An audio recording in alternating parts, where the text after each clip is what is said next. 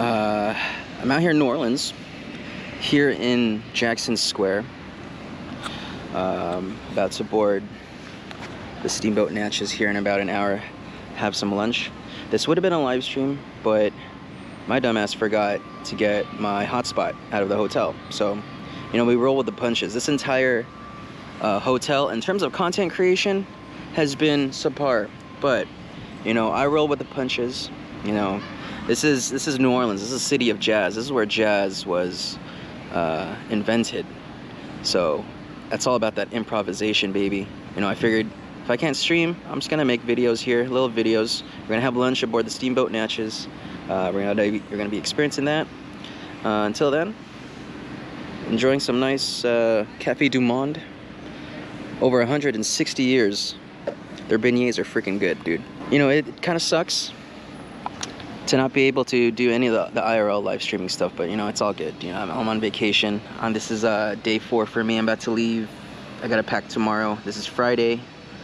Tomorrow's Saturday. I gotta pack and try and do as much as I can before I head back home. At the same, you know, it's bittersweet. At the same time, I'm enjoying it. It's vacation time, and yeah, I've been loving every single bit of my stay here in New Orleans so far. It's so freaking good. Pretty much everything about the culture of New Orleans, I was introduced through Disneyland because of, you know, how Walt Disney designed New Orleans Square and all that, and the Mark Twain riverboat going down the Mississippi. Everything about like the wrought iron and all that, the trees,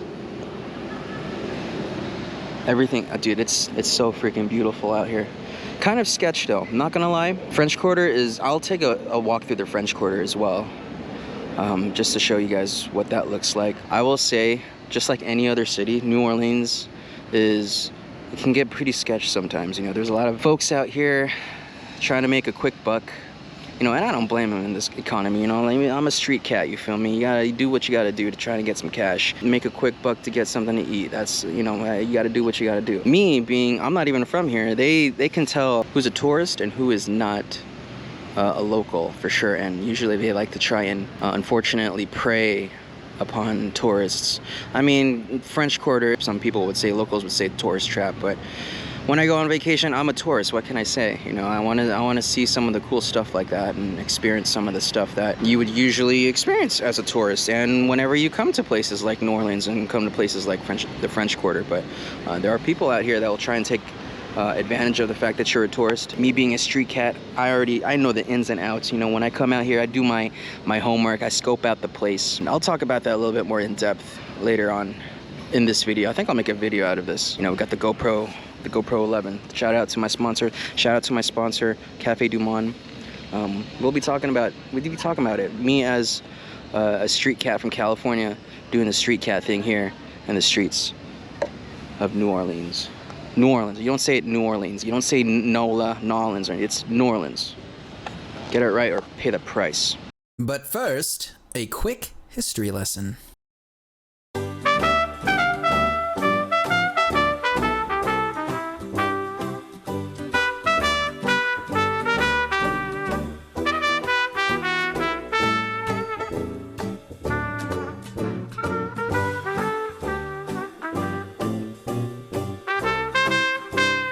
La Nouvelle-Orléans, or New Orleans, started out as a French colony which was founded in the spring of 1718 by some rich French-Canadian guy named Jean-Baptiste de la Moine de Bienville.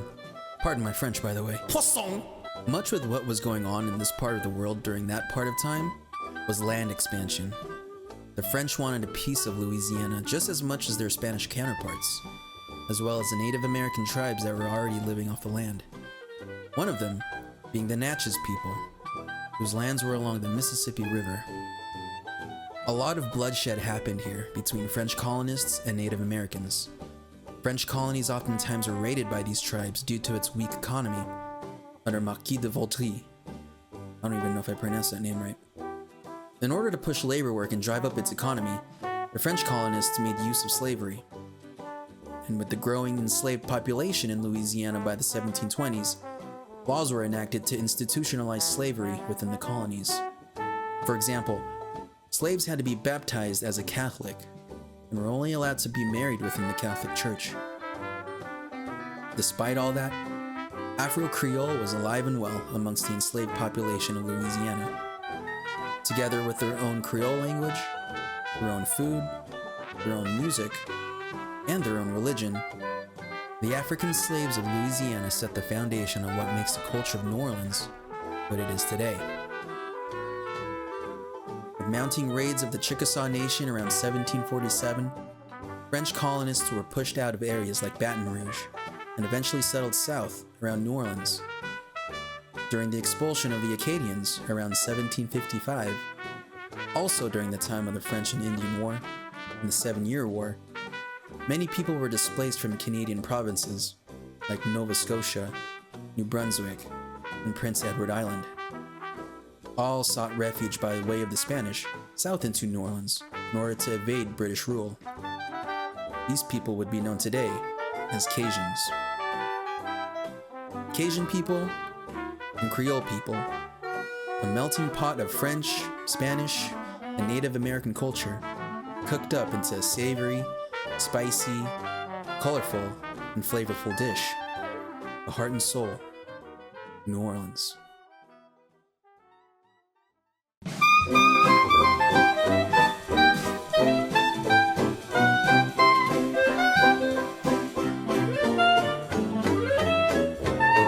So after about a 5-hour flight and a quick taxi ride from Louis Armstrong Airport, I got to the Brakeman Hotel.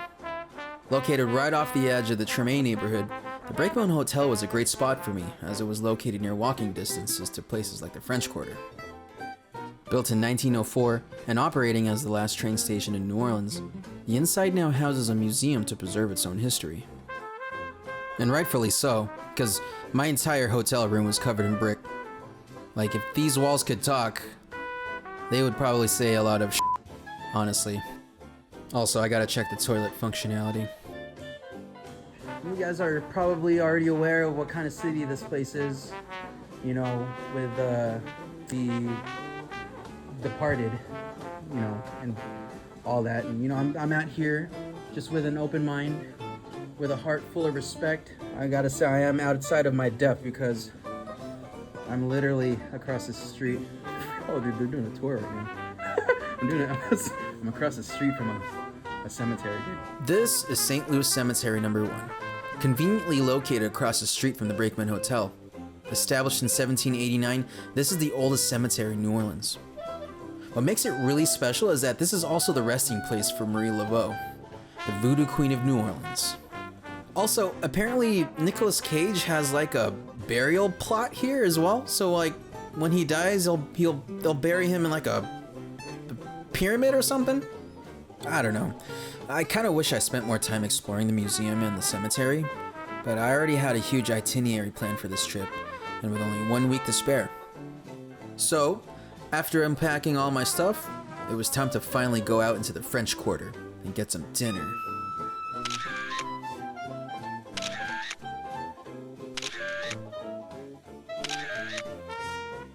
Now, I didn't really explore too much of the French Quarter because by this time I was pretty tired from the flight.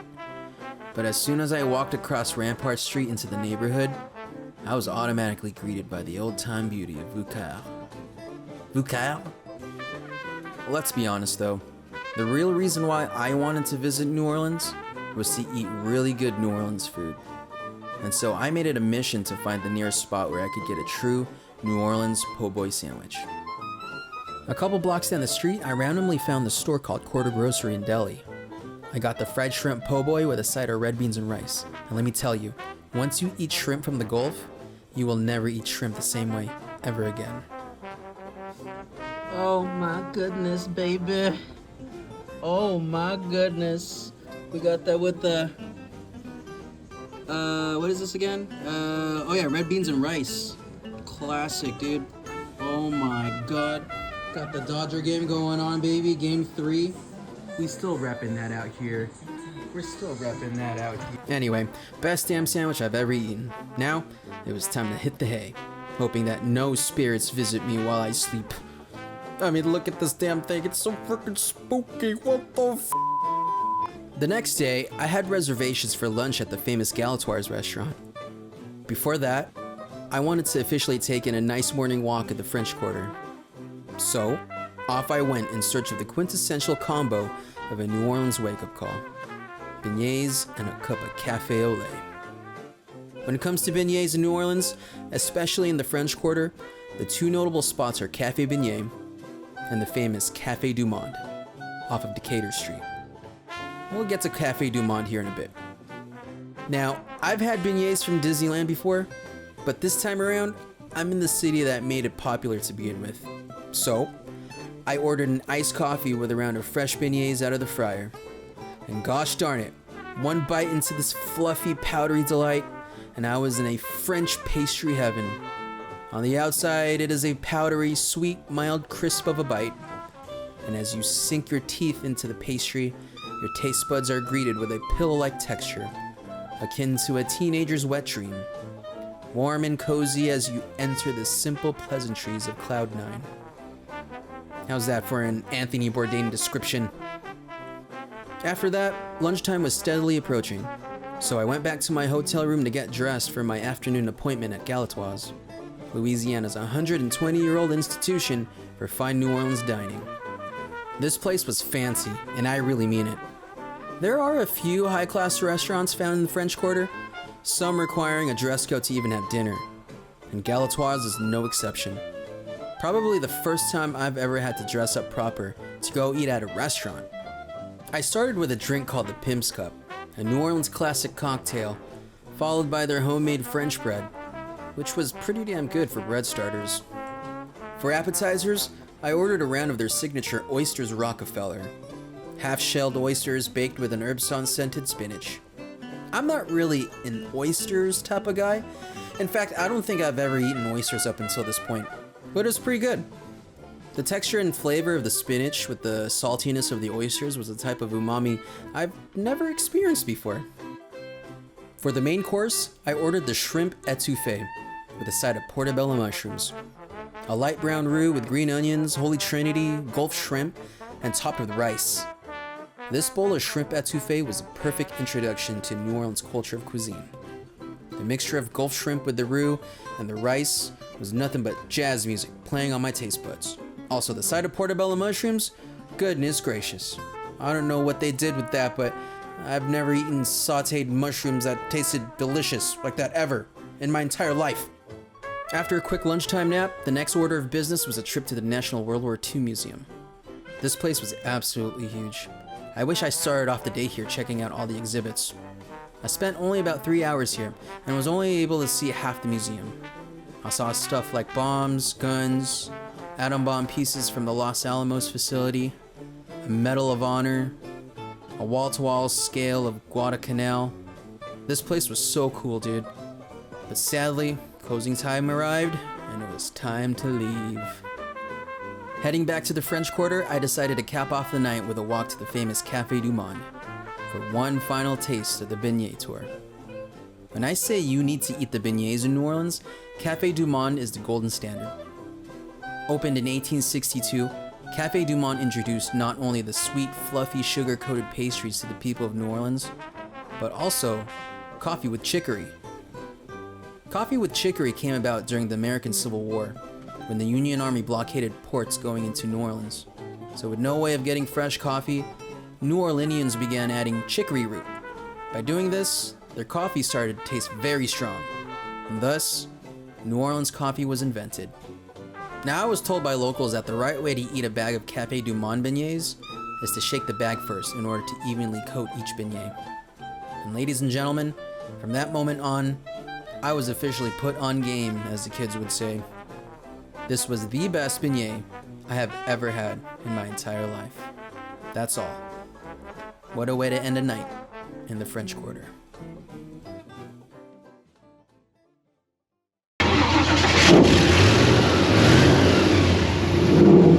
Big old yacht on our left side over there. Boat was built in the late 40s, early 50s. Been sitting in this dock 15 years, never left. We're working on it.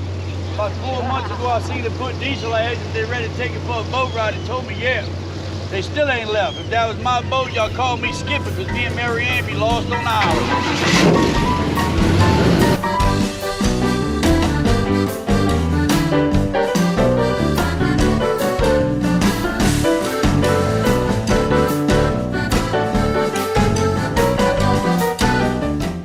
day started with me taking an Uber about 20 minutes down south over the Mississippi River and right into an airboat going down the Louisiana Bayou. The tour guide from Ultimate Swamp Adventure was probably the coolest and funniest guy you could ever have as a guide going down these waters. We'd zip and glide across the bayou, then the good captain would tell stories of wildlife and the water's ecosystem. I could honestly listen to his stories all day. These trees right here, they're probably somewhere around 100 years old. So I can't tell you how many hurricanes they've been through. Katrina, that was 250 mile an hour winds. They still standing. That moss gets bugs in it. Back in the old days, the old Cajuns said they was gonna stuff their pillows and mattresses with it. That first night wasn't a good night for them. You can't clean that moss. We also got pretty lucky and saw an actual alligator, which at the time we were told was the first alligator sighting of the day, and that previous tours before us didn't have the chance to see. Even if you don't get a chance to see an alligator, the experience of speeding around on an airboat down the bayou, seeing the beautiful nature of these waters, and listening to old Cajun tales is just as great of an experience as any. I highly recommend checking out Ultimate Swamp Adventures. Afterwards, it was time to get some lunch, so I hopped back into an Uber, made my way to another New Orleans institution, Parkway Bakery.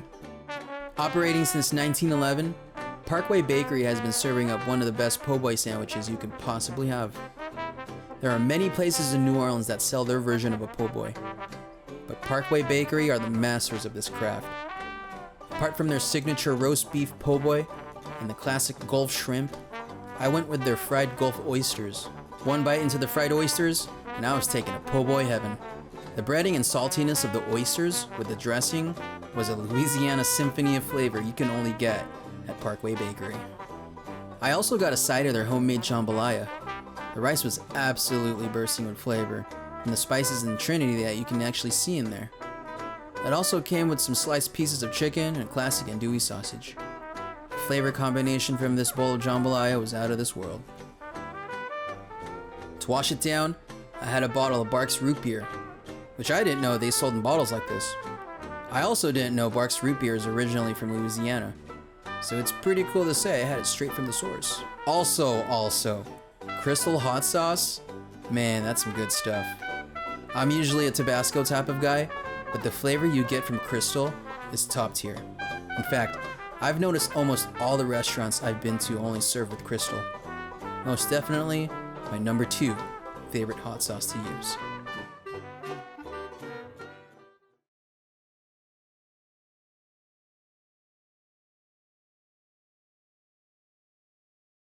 After resting back up in my hotel, the next tour was considered one of the craziest things I have ever done.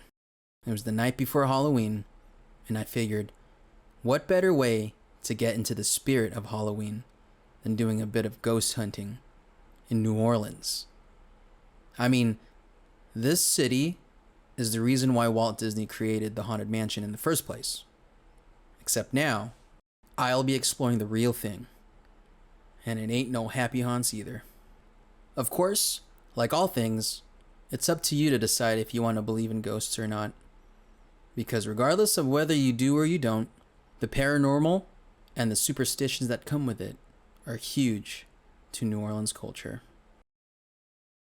The tour started off waiting for our bus at the corner of Rampart and Basin Street. Then after a couple of minutes or so, we were off into the night.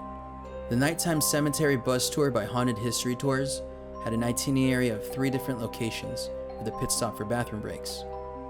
The first location was at City Park, near the lagoon.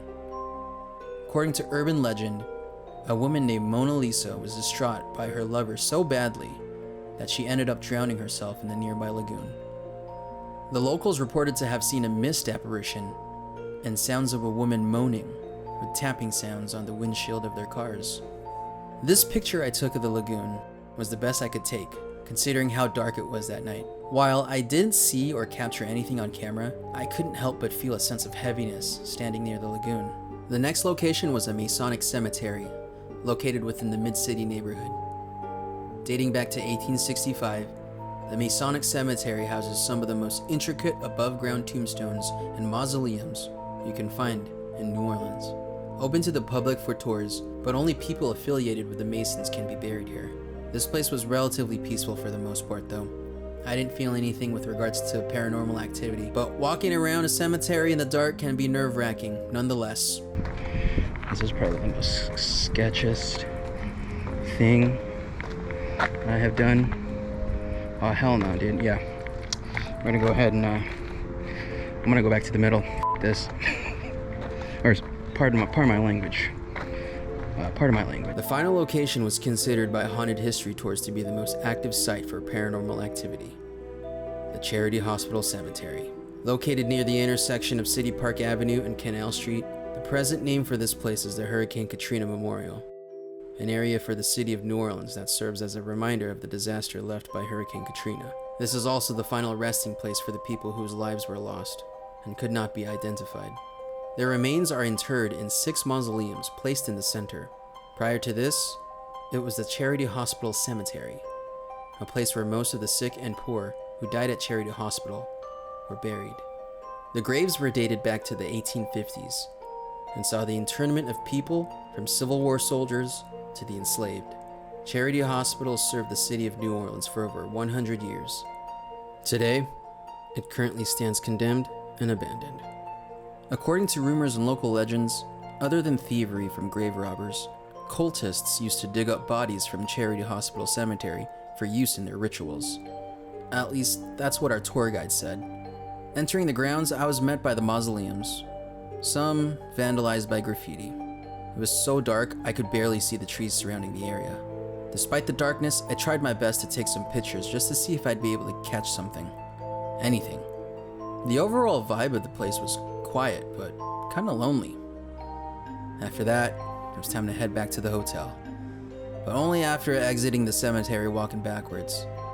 A common New Orleans superstition is that whenever you enter a cemetery, you gotta exit walking backwards, because the spirits see you entering, thinking you are one of them, and when you leave, they start to wonder why or how you're able to leave, and thus, they follow you home.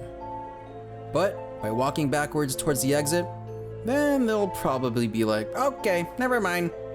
The next morning, I decided to review some of the pictures I took. I was not prepared to see what I saw, and was very surprised I caught something at all. The first picture was the sighting of a possible ghost orb right behind one of the mausoleums from the Hurricane Katrina Memorial.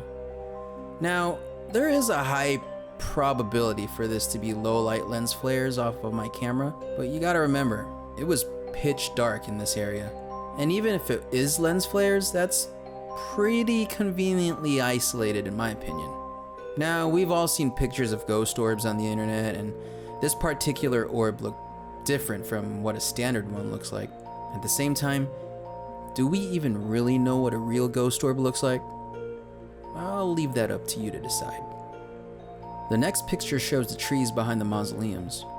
And again, taking pictures in low light is pretty hard, even more so when you're trying to capture ghosts. So, I thought nothing of this picture since it was so blurry. But then, I started to zoom in just a little bit, behind the trees. Now, I'm familiar with the saying of jumping at shadows, but if you look closely, it kinda looks like a child peeking behind a tree. These pictures were raw and unedited, and it wasn't even until I got home where I enhanced the brightness up on some of these shots, only to find additional sightings afterwards. Overall, I thought this was a pretty cool experience, but whether these are all real or not, that's up for you to decide. I'll leave it at that. After creeping out on some ghost pictures, it was time to eat more food. I had a reservation for brunch at the illustrious Court of Two Sisters. The original property was built in 1726, used to be called Governor's Row, where the entire block housed all the hoity-toity governors of the time period. Even the 12th US President Zachary Taylor used to live here. And according to local legend, the one and only Marquis de Vaudreuil used to live within the very buildings of the Court of Two Sisters. Yep, that guy. Now, what makes this brunch spot very special is that it's all you can eat Cajun Creole food to your heart's desire. They have freshly baked biscuits with bacon, mushroom quiches, and savory jambalayas.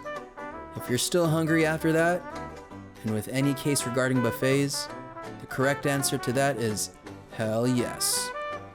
Then you can get a plate of some nice warm grits with andouille sausage, a small side of some country potatoes, and the most flavorful creamed spinach, paired with some fresh cornbread and sliced baguettes.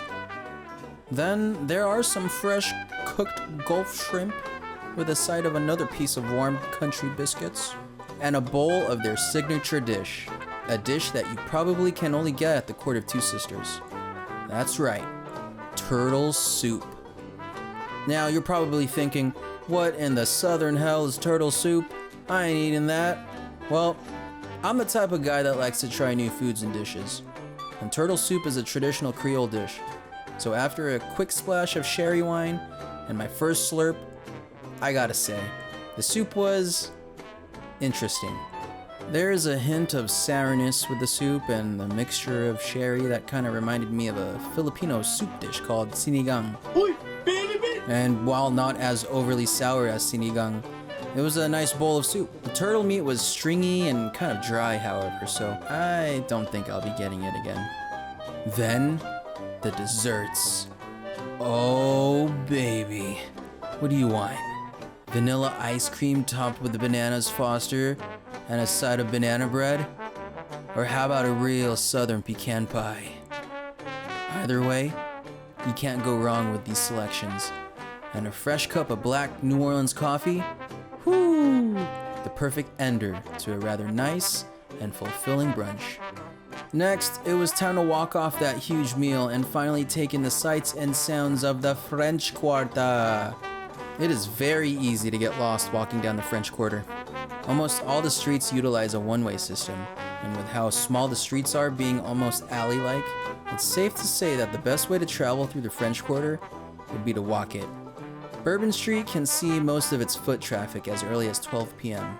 So while you can drive and take an Uber to get to your hotel within the French Quarter, good luck trying to get out, especially at night. That's when things start popping off, usually around 4 p.m. As I walked down one of the bustling little streets, I stumbled upon a cool looking building, still stuck in time.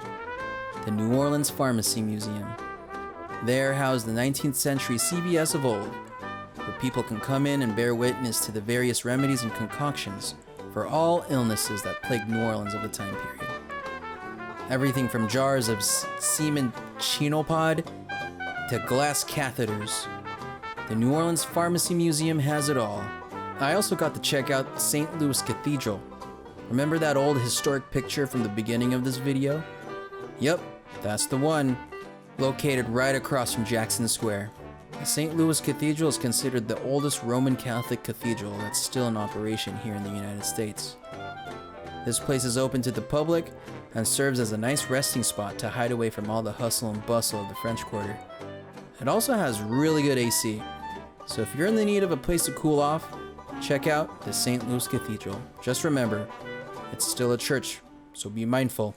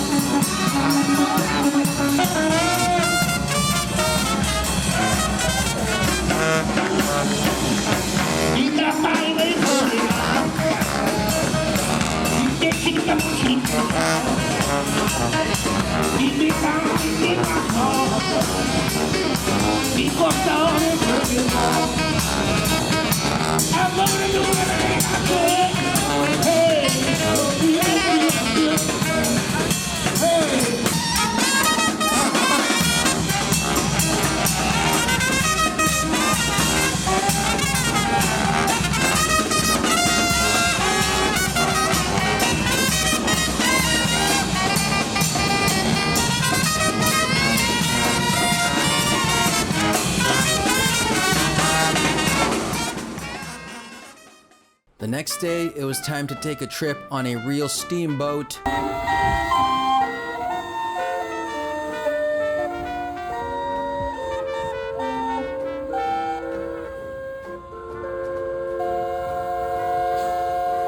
Now, I've been on a steamboat before via the Mark Twain in Disneyland, but to be aboard a steamboat going down the Mississippi River is an experience you will never forget.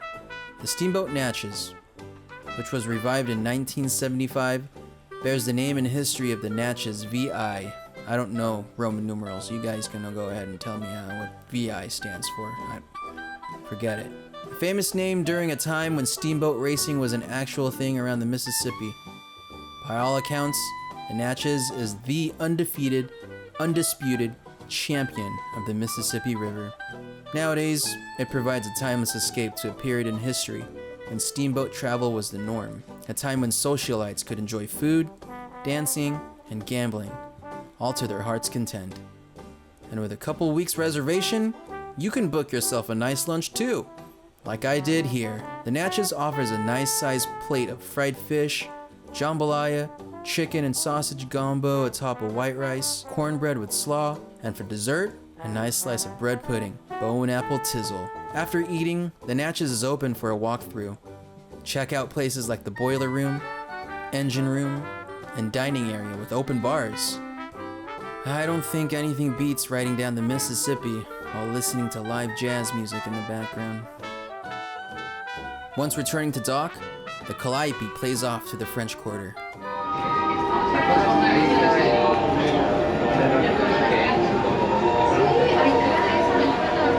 I also did not know the flute organ thing on top of the Natchez is called the Calliope. It all makes sense now. Back on the streets, it was time to fully absorb all the nooks and crannies that the French Quarter had to offer. First, I made my way to Pat O'Brien's bar to get the world-famous Hurricane. Every restaurant that does Southern food in the US probably has a Hurricane-style cocktail on their drink menu. But Pat O'Brien's Hurricane has proudly served the one and only, the one of one. They know how to do it right, and perfectly, because this was the bar that invented it. This cocktail was fruity as it was dangerous. In fact, I only got halfway through and felt like I needed to lay down after. Walking down the French Quarter with a drink in my hand and taking in the sights was such a cool experience. See, that's why you gotta watch our step here. That's why we gotta watch our step out here. See, I almost got ran over right here.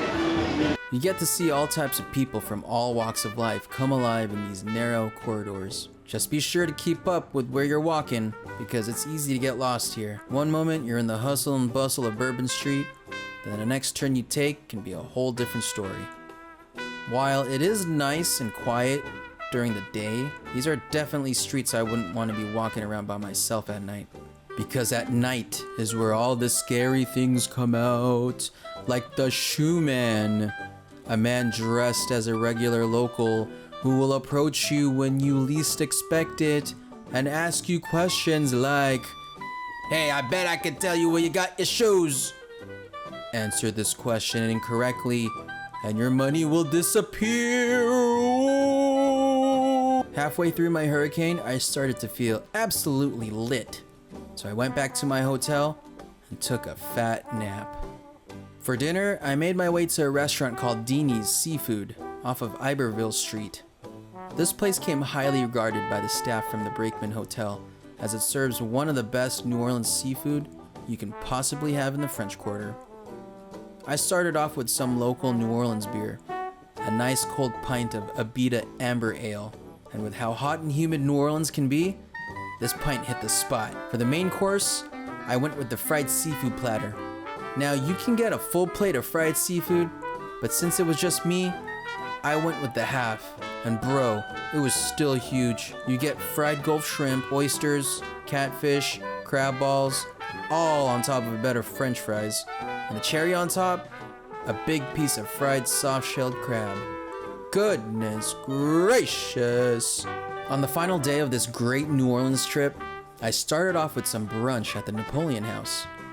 Operated since 1791, the Napoleon House, as its name is entailed, is a sanctuary building turned restaurant that supposedly existed for the purpose of housing an exiled Napoleon Bonaparte. And while the restaurant never had the pleasure of hosting the former Emperor of France, the idea of a bar and restaurant withstood the test of time. A place where you can savor dishes like the Sicilian-inspired muffaletta sandwich, an olive salad spread with Italian cold cuts, and cheese in between a toasted sesame bun. A real New Orleans treat. And for dessert, a classic bread pudding of raisins slathered with warm whiskey sauce and whipped cream. Enjoy. New Orleans is the city where jazz music was born. Everything that you may or may not know about jazz, from your Frank Sinatras to your Nat King Coles and your Duke Ellingtons, it all started in the streets of New Orleans. So I knew the best way to cap off this New Orleans trip is to punch my ticket to the New Orleans Jazz Museum. Originally a U.S. Mint building for currency, the New Orleans Jazz Museum houses the preservation of jazz music. You can check out pieces of records and instruments from some of the forefathers of jazz here, like the original piano of Fats Domino, to an entire life exhibit of Louis Armstrong himself.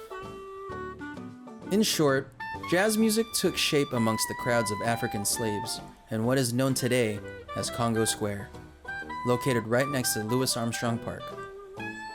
It was here where people would play whatever instruments they'd have on hand and take turns going all out, playing phrase after phrase while staying in sync. Being able to try out a bamboula drum, an instrument that was most definitely played at Congo Square, was really cool to me. It was as if I was adding a piece of me to that part of musical history.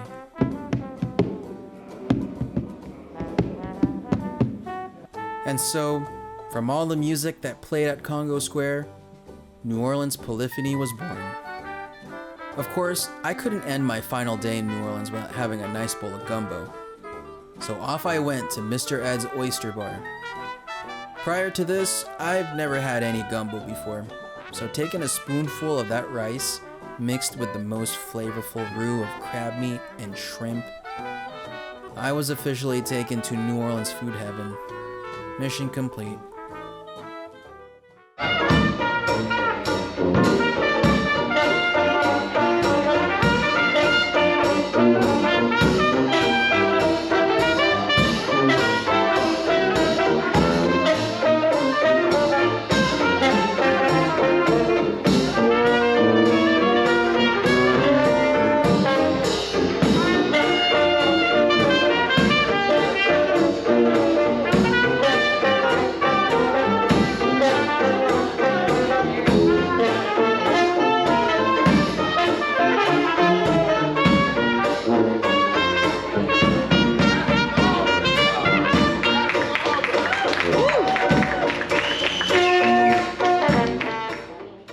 Visiting New Orleans was an experience I will never forget. The down-to-earth, lively people, the colorful, romantic landscapes, the jazz music, and the best southern food I have ever eaten will remain a core memory to me for the rest of my life. I love New Orleans, and I can't wait to go back for more.